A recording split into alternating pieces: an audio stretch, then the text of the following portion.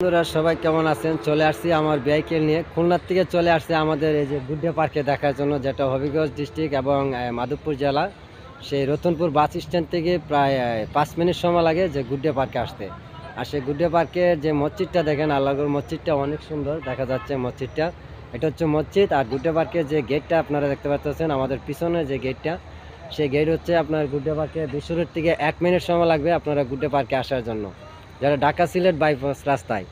আর এখানে দেখতে পাচ্ছেন গুড্ডে পার্কে যে রেস্টুরেন্ট হোস্টেলগুলো আছে, সেই হোস্টেলগুলো যত খাওয়ার জন্য এবং বিভিন্ন স্থানের জন্য।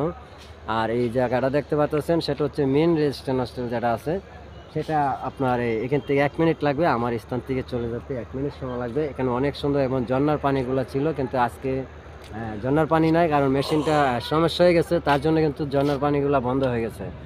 আসলে খুলনার থেকে যে আমার বন্ধু মানুষ চলে আসছে এখানে। ভাই জায়গাটা কেমন হচ্ছে? এই যে ভাই জায়গাটা কেমন? ভালো জায়গাটা ভালো মানে দেখতে কেমন লাগে মানে জায়গাটা? আসলে অন্যান্য যে স্থানগুলো আছে, যে পার্কেগুলো আছে, আপনারা কিন্তু দেখলে আপনাদের টাকা লাগবে, পয়সা লাগবে।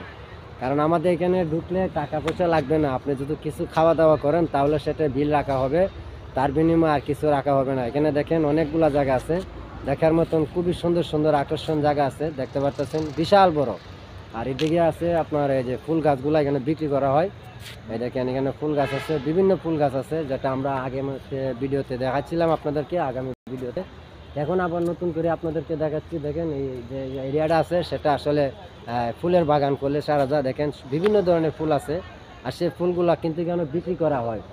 আপনারা চাইলে সুন্দর সুন্দর ফুল এখান থেকে কিনে নিতে পারবেন এবং গাছগুলো কিনে নিতে পারবেন বাসার জন্য, যে বাসা লাগানোর জন্য বিভিন্ন বারিন্দার মাঝে।